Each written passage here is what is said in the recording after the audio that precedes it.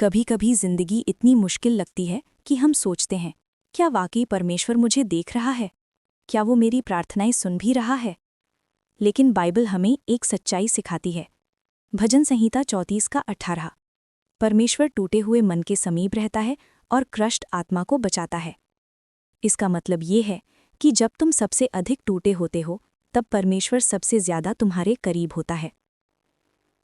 विश्वास की शुरुआत। जब जीवन अंधकार से भरा हो और आगे कोई रास्ता ना दिखे, तो याद रखो भजन संहिता 119:105। तेरा वचन मेरे पैरों के लिए दीपक और मेरे मार्ग के लिए उजियाला है। बाइबल हमें ये नहीं कहती कि रास्ता आसान होगा, लेकिन ये वादा जरूर करती है कि परमेश्वर का वचन हमें हर अंधेरे में मार्ग दिखाएगा। कई बार हम हार मान लेते हैं, लेकिन प्रभु कहता है, यशाया 41:10, मत डर क्योंकि मैं तेरे संग हूँ, विस्मित ना हो क्योंकि मैं तेरा परमेश्वर हूँ। मैं तुझे दृढ़ करूँगा, निश्चय ही तेरी सहायता करूँगा। जब पूरी दुनिया तुम्हारे खिलाफ हो, तब भी याद रखो, परमेश्वर तुम्हारे पक्ष में है। धैर्य और इंतजार का समय। हम सब जल्दी में रहते हैं। हम चाहते हैं कि हर चीज़ तुरंत हो जाए, सफलता, आशीर्वाद, चमत्कार। लेकिन बाइबल कहती है, सबूपदेशक 3:1, हर बात का एक समय होता है और आकाश के नीचे हर उद्देश्य का एक समय होता है।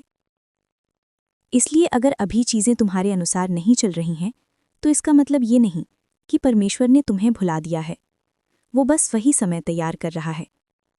जैसे बीज को अंकुर बनने में समय लगता है, वैसे ही परमेश्वर का आशीर्वाद भी समय के साथ खिलता है।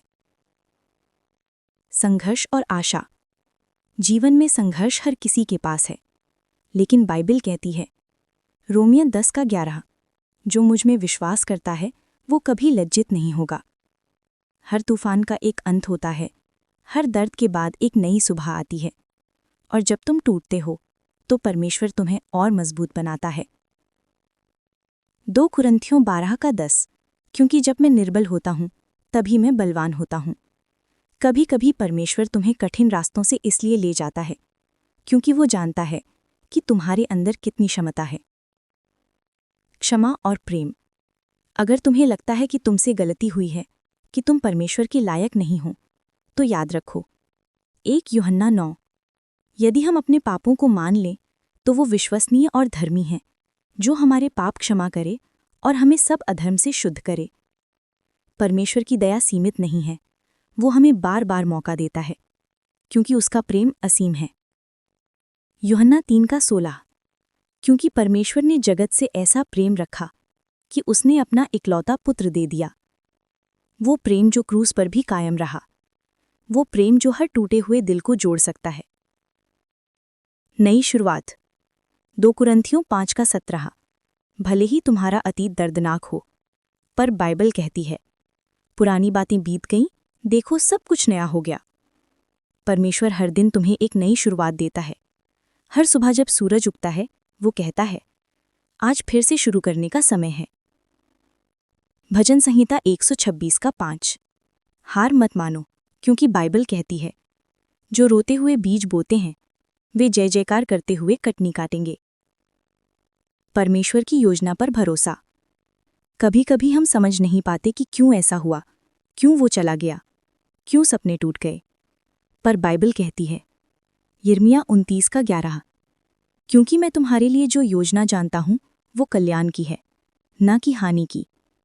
जब हम अपनी योजनाएं छोड़कर उसकी योजना पर भरोसा करना सीखते हैं, तभी सच्ची शांति मिलती है। अंत का संदेश। जीवन में जो भी हो, बस एक बात याद रखो, परमेश्वर तुम्हें कभी अकेला नहीं छोड़ेगा। हिब्रानियों 13:5, मैं तुझे न छोड़ूंगा न त्यागूंगा। जब तुम गिरो वो तुम्हें उठाएगा, जब तुम रो वो तुम्हारे आंसू पोंछेगा, जब तुम डरो तो वो कहेगा, मत डर, मैं तेरे साथ हूं। और अंत में जब तुम पीछे मुड़कर देखोगे तो तुम्हें एहसास होगा कि हर कठिनाई में, हर आंसू में वो हमेशा तुम्हारे साथ था। इसलिए आज ही अपने भाई को विश्वास में बदलो, अपने आंसुओं को प्रार्थना में बदलो और अपने दर्द को परमेश्वर के हाथों में सौंप दो, क्योंकि वो तुम्हें सिर्फ संभालने नहीं आया, बल्कि उठाने, बदलने और आशीष देने आया।